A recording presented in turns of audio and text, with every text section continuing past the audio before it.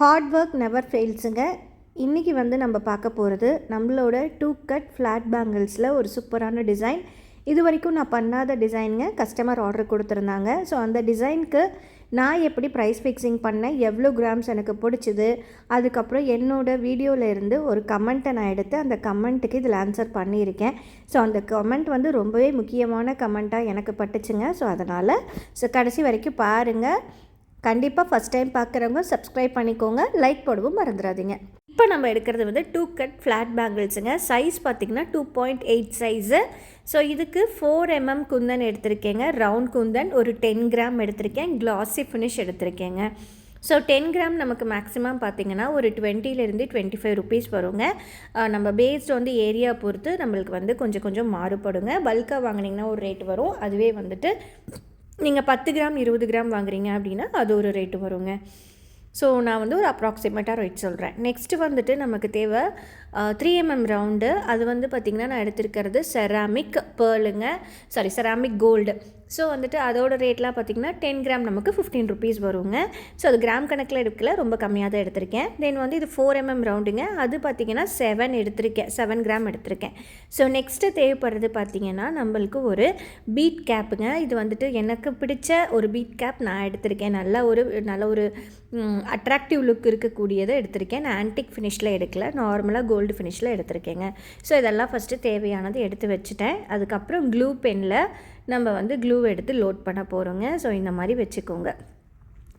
So next நம்ம இப்போ ஒர்க்கை ஸ்டார்ட் பண்ணிடலாங்களா. இதுக்கு வந்துட்டு ஃபெஃபிக்ரில் மட்டும் யூஸ் பண்ண போகிறது கிடையாது. ஸோ இன்னொரு க்ளூ வந்து குந்தன்ஸ் மேலே நம்ம வைக்கிறதுக்கு யூஸ் பண்ணுவோங்க. ஸோ ஃபஸ்ட்டு ஃபெஃபிக்ரில் வந்து த்ரெட்டு மேலே மட்டும்தான் நம்ம யூஸ் யூஸ் பண்ண போகிறது இந்த ஃபெஃபிக்ரில் க்ளூங்க. ஸோ இப்போ பாருங்கள், நான் என்ன வைக்கிறேன் அப்படின்னா இந்த 3 mm ரவுண்ட் எடுத்து ப்ளேஸ் பண்ண போகிறேன். 3 mm ரவுண்ட் வந்து நான் ஒரு சின்ன ஒரு கிராம் கணக்கு 1 கிராம் அந்த மாதிரி தான் எடுத்திருக்கேன். ஸோ பார்த்திங்கன்னா ஃபஸ்ட்டு வந்துட்டு நான் பார்ட்டிஷன் பிரிச்சுருக்கோம். 2 சைடு நம்ம வந்து இந்த மாதிரி நான் ப்ளேஸ் பண்ண போகிறேன். ஸோ நான் காமிச்ச மாதிரி ஃபஸ்ட்டு வந்துட்டு 3, அதுக்கப்புறம் 3, அதுக்கப்புறம் 3 இந்த மாதிரி நம்ம வந்து ஃபஸ்ட்டு ப்ளேஸ் பண்ணிக்கலாங்க. ஸோ வந்து கம் வந்து எவ்வளோ தேவையோ அவ்வளோ மட்டும் நம்ம யூஸ் பண்ணிக்கோங்க. ஓவர் எக்ஸஸான கம்லாம் வேண்டாம். ஸோ அந்த மாதிரி எக்ஸஸான கம் இருந்துச்சு உடனே நீங்கள் என்ன பண்ணிக்கலாம்னா கையிலே வந்து லைட்டாக வந்து டச் பண்ணி அதை ரிமூவ் பண்ணிக்கலாங்க. இல்லைனா எப்பயுமே வந்து ஒரு வெட் கிளாத் கையில் வச்சுக்கோங்க. அது வந்து உங்களுக்கு யூஸ்ஃபுல்லாக இருக்கும் உடனே தொடச்சி எடுக்கிறதுக்கு. காஞ்சதுக்கப்புறம் அந்த க்ளூ கண்டிப்பாக வராதுங்க. ஸோ அது வந்து எதுவுமே நம்ம பண்ண முடியாது. ஸோ இப்போ நான் காமிச்ச மாதிரி ஒரு சைட் ஃபினிஷ் பண்ணிட்டோம்.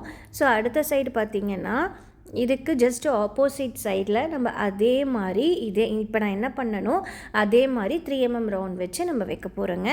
இந்த டிசைன் பார்த்திங்கன்னா கஸ்டமர் வந்து எனக்கு பர்சனலாக அனுப்பிச்சிருந்தாங்க. ஸோ அதே மாதிரி எனக்கு வேணும் பார்டர் பேங்கிள்ஸ் அப்படின்னு சொல்லியிருந்தாங்கங்க. ஸோ அதனால் 4 பேங்கிள்ஸ் கேட்டிருந்தாங்க. ஸோ இதுக்கு பார்த்திங்கன்னா இது வரைக்கும் நான் பண்ணதே கிடையாதுங்க. அப்போ நீங்கள் எப்படி ரேட் ஃபிக்ஸ் பண்ணுவீங்க அப்படின்னு கேட்கலாம். கண்டிப்பாக அந்த கொஷினுக்கு நான் இப்போ ஆன்சர் பண்ண போகிறேங்க. ஸோ வெயிட் பண்ணுங்கள். ஸோ இதே மாதிரி ப்ளேஸ் பண்ணிக்கலாம். ஸோ இங்கே வந்து பார்த்திங்கன்னா எப்படி நான் வந்து ப்ரைஸ் ஃபிக்ஸிங் பண்ணுறது அப்படின்னா, இப்போ எனக்கு வந்து ஆக்சுவலாக இதோட ரேட் வந்து உண்மையாலுமே தெரியாது, எவ்வளோ கிராம்ஸ் பிடிக்குதுன்னு தெரியாதுங்க. பட் எனக்கு ஒரு அனுபவம் இருக்குது. இப்போ வந்து என்னோடய அனுபவத்தில் பார்த்திங்கன்னா நான் வந்து ஒரு ரேட் வந்து இது வந்து பேர் வந்து 300 அப்படின்னு என்னால் சொல்ல முடியும். ஏன்னா வந்துட்டு இதோட குந்தன்ஸ் வந்து நிறைய பிடிக்கும்.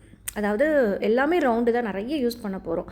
ஸோ கிளாஸி ரவுண்டு ஒரு பேங்கிள்கே நமக்கு நிறையா பிடிக்குங்க. ஸோ அப்படி பார்க்கக்குள்ளே நமக்கு வந்து இதோட ஒர்க்கிங் டைம் அது இல்லாமல் ஒர்க்கிங் டைம் பார்த்திங்கன்னா கிட்டத்தட்ட வந்துட்டு எங்களுக்கு ஹாஃப் டே ஒர்க்கு இழுத்துச்சுங்க. இது ஹாஃப் டேக்கு மேலேயே இழுத்துச்சுன்னு சொல்லலாம் ஒர்க்கு. ஸோ பார்க்க தான் சின்னதாக இருக்குது, ஏன்னா ரவுண்ட் எடுத்து டப்பன்னு வைக்க போகிறோம்னு நினைப்போங்க. நானுமே அப்படி தான் நினச்சேன். பட் ஒர்க்கை பார்த்திங்கன்னா அவ்வளோ மைன்யூட்டான ஒர்க் இருந்துச்சு. ஸோ இந்த ரவுண்டு மட்டும் இல்லைங்க, இது கூட இன்னொன்று வைப்போம். ஸோ அதனால் ரொம்ப ஹெவி ஒர்க்கு, குந்தன் ஒர்க் வந்து ரொம்ப அதிகமாக இழுத்துச்சு. ஸோ தாராளமாக இந்த பேர் பேங்கிளுக்கு வந்து நான் வந்து 300 to 350 வைக்கலாங்க. ஸோ அந்தளவுக்கு இது வேர்த்தான பேங்கிள்ஸ் தான். ஸோ இப்போ நடுவில் வந்துட்டு 4 mm ரவுண்ட் தாங்க எடுத்து வச்சிட்ருக்கோம். இந்த மாதிரி ஃபுல் பேங்கிள்ஸ்க்கும் நம்ம வச்சு முடிக்கணும். ஸோ ஒவ்வொன்றா பொறுமையாக வந்துட்டு 2 சைடும் அப்படியே மாற்றி வச்சுட்டே வரலாங்க. ஸோ வந்துட்டு நான் வந்து எப்படி வந்து ஃபிக்ஸ் பண்ணேன் அப்படின்னா, எனக்கு வந்து ஓரளவுக்கு தெரியறனால நான் வந்து அப்ராக்சிமேட்டாக வந்துட்டு நான் வந்து சொல்லிட்டேங்க ரேட்டு. இதுவே வந்துட்டு ஃபஸ்ட் டைம் எப்பயுமே பார்த்திங்கன்னா ஒரு பேங்கிள் நான் செய்கிறேன் அப்படின்னா அதோட ரேட் எனக்கு தெரியாது. நானும் வந்து ஓகே ஃபஸ்ட் டைம் எனக்கு ஆர்டர் வருது, அந்த ஆர்டரை நான் பெஸ்ட்டாக பண்ணணும், இது வரைக்கும் நான் பண்ணாத பேங்கிள் கூட ஸோ அப்போ வந்துட்டு ஓகே ஒன்றும் பிரச்சனை இல்லை, எனக்கு அமௌண்ட் பற்றி பிரச்சனை இல்லை அப்படின்னு சொல்லி தாங்க நான் ஃபஸ்ட்டு இனிஷியலாக பண்ணுவேன். அதுதான் என் மைண்ட் செட்டாக இருக்கும். ஓப்பன் டாக் தாங்க பேசிகிட்டு இருக்கேன், இதில் எந்த ஒளிமறைவும் கிடையாது. உண்மை இதுதான். ஃபஸ்ட் டைம் நான் பண்ணக்கூடிய பேங்கிள்ஸ்க்கு எப்பயுமே கொஞ்சம் ஏற்ற இறக்கத்தோடு தான் ப்ரைஸ் வந்து நான் ஃபிக்ஸ் பண்ணுவேன். அதுக்கப்புறமா தான் ஒரு தடவை பண்ணி நான் கஸ்டமருக்கு கொடுத்ததுக்கப்புறமா தான் எனக்கு ஒரு ஐடியா கிடைக்கும். அதுக்கு அடுத்த தடவையிலிருந்து நான் கரெக்டாக ரேட் ஃபிக்ஸ் பண்ணிக்குவேன். இதுதாங்க உண்மையான ரியாலிட்டி. இதுதான் எனக்கு வந்து நடந்துகிட்ருக்கு. ஸோ இப்போ பார்த்திங்கன்னா B7000 க்ளூ வந்து வச்சிட்ருக்கேன். ஃபுல்லாகவே வந்து நம்ம 4mm ரவுண்ட் ஃபினிஷ் பண்ணதுக்கப்புறம் இது மேலே வந்துட்டு அந்த 2 ஸ்டோனுக்கும் நடுவில் நம்ம 4mm ரவுண்ட் வைக்க போகிறோம். 3mm ரவுண்டு வச்சு பார்த்தோங்க, எங்களுக்கு செட் ஆகலை. அதாவது நடுவில் வந்து கொஞ்சம் கேப் இருக்க மாதிரி இருந்துச்சு. ஸோ 4mm ரவுண்ட் வச்சா என்ன அப்படின்னு தோன்ற மாதிரி இருந்துச்சு. ஸோ 4mm ரவுண்ட் வச்சுங்க, சூப்பராக வந்துட்டு அது மேட்ச் ஆகிடுச்சு. ஸோ இந்த மாதிரி தான் எங்களுக்கு வந்துட்டு ஒரு ஐடியாஸும் புது டிசைன் நம்ம க்ரியேட் பண்ணக்குள்ளே நமக்கு வருங்க. ஸோ உங்களுக்கு நான் ஓவராலாக சொன்னது புரிஞ்சிருக்கும்னு நினைக்கிறேன். ஸோ ஃபஸ்ட் டைம் நான் ஒரு ப்ராடக்ட் பண்ணுறேன் அப்படின்னா அந்த ப்ராடக்ட்டோட ரேட்டை வந்து நான் வந்து கண்டிப்பாக கம்மியாக தான் சொல்வேன். அடுத்த தடவை எனக்கு வந்து இதோட ப்ரைஸ் வந்து நான் இப்போ வந்து கால்குலேட் பண்ணி வச்சுருவேன். ஃபஸ்ட் டைம் வந்து நான் பண்ணக்குள்ளேயே அடுத்த தடவை என்ன பண்ணுவேன் அப்படின்னா நான் அந்த ரேட்டை கரெக்டாக நான் வாங்கிக்குவேன். ஸோ இதுதாங்க ப்ராக்டிக்கலாக நம்ம பண்ண முடியும். நிறைய பேர் எப்படி ரேட் ஃபிக்ஸ் பண்ணுறது எனக்கு தெரியலை அப்படின்னு சொல்கிறீங்க இல்லையா? எல்லாத்துக்குமே இந்த புது டிசைன் க்ரியேட் பண்ணால் இந்த டவுட் வருங்க. ஸோ அப்படி வரக்குள்ள இப்போ நார்மலாக எனக்கு ரேட் சொல்லிட்டு போயிடுவேன், கரெக்டாகவே ரேட் சொல்லிவிடுவேங்க. பட் வந்து இந்த மாதிரி நியூவாக நான் இப்போ பண்ண போகிறேன்னா என்னால் ரேட் சொல்ல முடியாது. ஸோ நான் பார்த்ததுமே ஓரளவுக்கு பார்ப்பேன், என்னென்ன இருக்குன்றதை பார்த்துட்டு ஓகே இதுக்கு இந்த ரேட் பேர் 300 அப்படின்னு சொல்லிடுவேன். பட் இதோட ரேட் ஆக்சுவல் ரேட் 350 இருக்குங்க. எனக்கு வந்து ஒர்க்கர்ஸ் இருக்காங்க, ஸோ அவங்களுக்கான சார்ஜு, ஸோ இந்த மாதிரி நிறைய இருக்குதுங்க நம்மளுக்கு. ஸோ அப்படி கால்குலேட் பண்ணக்குள்ளே பார்த்திங்கன்னா எனக்கு கொஞ்சம் வந்து 350 வரும். பட் நான் 300 தான் இதில் சொல்லியிருக்கேன். அப்போ பார்த்திங்கன்னா எனக்கு வந்துட்டு ஒரு 50 ருபீஸ் அடிப்படை தான் போகுது. இருந்தாலும் எனக்கு ஒன்றும் பிரச்சனை இல்லை. ஏன்னா ஃபஸ்ட் டைம் பண்ணுறேன், எனக்கு ஒரு நியூ டிசைன் கிடச்சிருக்கு, அதுவே எனக்கு ஹாப்பி. அது இல்லாமல் வந்து பார்த்திங்க அப்படின்னா எனக்கு வந்துட்டு அடுத்த தடவை நான் கரெக்டாக ரேட் ஃபிக்ஸ் பண்ணிக்குவேன். ஸோ இதுதாங்க ப்ராக்டிக்கல், இப்படி தான் எனக்கு போகும்.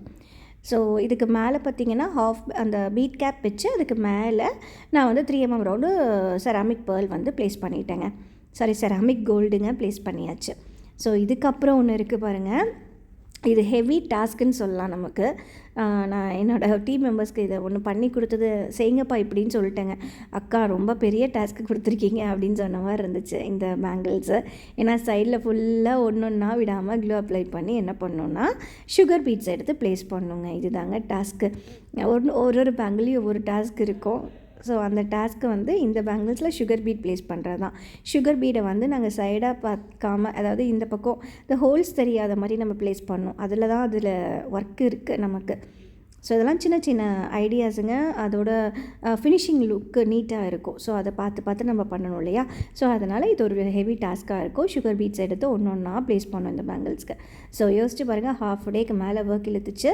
நானுமே பார்த்ததையுமே இந்த சுகர் பீட்ஸை வந்து டக்குன்னு கவனிக்காமல் விட்டுட்டு பேர் 300 சொல்லிட்டேங்க. பட் ஆக்சுவல் ரேட் 350 to 400 தாராளமாக சொல்லலாம் பேரு. ஏன்னா அந்தளவுக்கு ஒர்க் இருக்குது இதில். ஸோ வந்து நான் 300 தான் சொன்னேன். ஸோ உங்களுக்கு புரிஞ்சிருக்கும்னு நினைக்கிறேன் நான் சொன்ன விஷயம். ஃபஸ்ட் டைம் எப்பயுமே ரேட் ஃபிக்ஸ் பண்ணுறது எல்லாத்துக்குமே அப்படி தாங்க இருக்கும். நெக்ஸ்ட் டைம் நம்ம பண்ணக்குள்ளே ஓகே இதுதான் அப்படின்றத நமக்கு பார்த்ததையுமே டக்குன்னு சொல்லிட முடியுங்க. ஸோ இப்படி தான் எனக்குமே போகும். ஸோ அதனால் யாருமே பயப்பட தேவையில்லை, குழம்ப தேவையில்லை. ஃபஸ்ட் டைம் எல்லாருமே ஸ்ட்ரகிள் ஆகிறது தான். அடுத்தடுத்த தடவை நம்ம இம்ப்ரூவ் பண்ணிட்டு போயிட்டே இருக்கலாங்க. நெக்ஸ்ட் ஒரு கமெண்ட்டுங்க. ஸோ படிக்கிறேன் பாருங்கள். புதுசாக பிஸ்னஸ் ஸ்டார்ட் பண்ணவங்களுக்கு ஒரு கஸ்டமர் நமக்கு ஃபோட்டோ அனுப்பி புதிய டிசைனாக கேட்டு அதை நம்ம இப்போ வரைக்கும் பண்ணாத டிசைனாக இருந்தால் அதை காஸ்ட் எப்படி சொல்லணும், ஃபோட்டோ அனுப்புனா உடனே கஸ்டமரை எப்படி ஹேண்டில் பண்ணணும், அதுக்கு என்ன மெட்டீரியல், என்ன குந்தன்ஸ் யூஸ் பண்ணணும்னு பார்க்குறதுக்கு கொஞ்சம் டைம் தேவைப்படும் இல்லையா? ஸோ அப்போ கஸ்டமர்கிட்ட டைம் கேட்டு காஸ்ட்டை போட்டு அவங்களுக்கு சொல்லணுமா, இல்லைன்னா எப்படி ஹேண்டில் பண்ணணும்? புதுசாக ஸ்டார்ட் பண்ணுறவங்களுக்கு இது ரொம்ப யூஸ்ஃபுல்லாக இருக்கும், கண்டிப்பாக சொல்லுங்கள் அப்படின்னு சொல்லி ஒரு கஸ்டமர் எனக்கு ஆந்திராவிலேருந்து மெசேஜ் பண்ணியிருக்காங்க. ஸோ ரொம்ப ரொம்ப ரொம்ப யூஸ்ஃபுல்லான கொஷினுங்க. இப்போ நான் சொன்னது தான் அதுக்கான பதில். ஃபர்ஸ்ட் டைம் நான் எப்பயுமே இப்படி தாங்க ஒரு விஷயத்தை பார்க்கக்குள்ளே கண்டிப்பாக அது எனக்குமே தெரியாது. பட் என்னென்ன குந்தன்ஸ் யூஸ் பண்ணியிருக்காங்கன்னு எனக்கு தெரியுங்க. பார்த்திங்கன்னா ஆக்சுவலி வந்து நான் வந்து இது கஸ்டமர் எனக்கு ஃபோட்டோ அனுப்புனது தான். ஆனால் வந்து அதில் 3mm யூஸ் பண்ணியிருந்தாங்க. பட் நாங்கள் இங்கே 4mm யூஸ் பண்ணியிருக்கோம் நடுவில். அதாவது அந்த செராமிக் கோல்டு வந்து 3mm யூஸ் பண்ணியிருந்தாங்க அந்த ஃபோட்டோவில். பட் நாங்கள் 4mm யூஸ் பண்ணோம். ஏன்னா வந்துட்டு எங்களுக்கு அது வந்து சாட்டிஸ்ஃபைடாக இல்லை. இன்னும் கொஞ்சம் ஒர்க்கை வந்து என்ஹான்ஸ் பண்ணி அழகாக காமிக்கணும்னு சொல்லிட்டு நாங்கள் 4mm யூஸ் பண்ணோம். ஸோ இதுதாங்க மேட்ரு. ஸோ வந்து என்னென்ன குந்தன்ஸ் யூஸ் பண்ணியிருக்காங்கன்னு ஒரு பிஸ்னஸ் பண்ணுறவங்களுக்கு கண்டிப்பாக தெரியணுங்க. அதுக்கு வந்து ப்ராக்டிஸ் தேவைப்படும். ஸோ கண்டிப்பாக அந்த ப்ராக்டிஸ் வந்து எல்லாருமே வந்து அனுபவத்தினால மட்டும்தாங்க கொண்டு வர முடியும். எடுத்ததையுமே இப்போ ஒன்றுமே தெரியல, எனக்கு வந்து ஒரு ரெசின் ஆர்ட் பற்றி எனக்கு ஒருத்தங்க கேட்டாங்கன்னா கண்டிப்பாக எதுவுமே தெரிய போகிறது இல்லைங்க. ஸோ அந்த மாதிரி தான், அதை கற்றுக்கிட்டால் மட்டும்தான் தெரியும். ஸோ அந்த மாதிரி நீங்கள் வந்து கற்றுக்கோங்க என்னென்ன குந்தன்ஸ் இருக்குது அப்படின்னு சொல்லிட்டு. என்னோடய ரெக்கார்டிங் கிளாஸுமே அதுக்கு யூஸ்ஃபுல்லாக இருக்குங்க. ஸோ வெயிட் பண்ணுங்கள். இப்போ பாருங்கள், குந்தன்ஸ் வந்து பார்த்திங்கன்னா எவ்வளோ கிராம்ஸ் நமக்கு பிடிச்சிருக்குன்னு பார்த்தீங்கன்னா, ரவுண்ட் வந்து 4mm வந்து எனக்கு 7 கிராம்ஸ் பிடிச்சிருக்குங்க. அதாவது ரிமைனிங்கை கால்குலேட் பண்ணால் நமக்கு தெரிஞ்சிடும். அதே மாதிரி நம்மளுக்கு வந்து 4mm செராமிக் கோல்டு வந்து பார்த்திங்கன்னா நமக்கு வந்து அட்லீஸ்ட் வந்து ரொம்ப கம்மியாக தான், அதாவது நான் போட்டதே 7 கிராம் தான். ஸோ அப்போ பார்த்திங்கன்னா இதில் வந்து எனக்கு வந்து ஒரு 2 கிராம் தான் மிச்சம் இருக்குது. So 5 gram பிடிச்சிருக்குங்க. ஸோ இப்படி தான் நான் வந்து ப்ரைஸ் ஃபிக்ஸ் பண்ணேன் ஃபஸ்ட் டைமு. உங்களுக்கும் அதே தாங்க சொல்கிறேன். ஸோ அந்த கஸ்டமர் எனக்கு கேட்டாங்க இல்லையா கமெண்ட்டு, ஸோ இதுதாங்க பதில். தென் எப்படி ஹேண்டில் பண்ணுறது அப்படின்னா இதுதாங்க, கஸ்டமர் சொன்னதுமே வந்துட்டு என்னென்ன குந்தன்ஸ் பிடிச்சிருக்கு, என்னென்ன யூஸ் பண்ணியிருக்கோம், உங்கள்கிட்ட ஸ்டாக் இருக்கா இல்லையா, அந்த மாதிரி எல்லாத்தையும் நம்ம வந்து ஃபஸ்ட்டு லிஸ்ட் அவுட் எடுத்துக்கணுங்க. ஸ்டாக் இல்லைனா உடனே ஆர்டர் போட்டிங்கன்னா 1 or 2 டேஸில் நமக்கு வந்துருங்க. அதுக்கப்புறம் ஒர்க்கை ஸ்டார்ட் பண்ணி பண்ணிக்கலாம். ஸோ ஃபஸ்ட் டைம் பண்ணுறவங்களுக்கு கண்டிப்பாக கொஞ்சம் ஸ்ட்ரகிள் ஆகும், போக போக சரியாயிடுங்க, பிக்கப் பண்ணிக்கலாம். ஸோ இந்த வீடியோ கண்டிப்பாக எல்லாத்துக்குமே பிடிச்சிருக்கும்னு நினைக்கிறேன். இந்த மாதிரி உங்களுக்கு வேணும், உங்களுக்கு ஏதாவது டவுட்ஸ் இருந்துச்சுன்னா கமெண்ட் பாக்ஸில் கமெண்ட் பண்ணுங்கள். பாய்.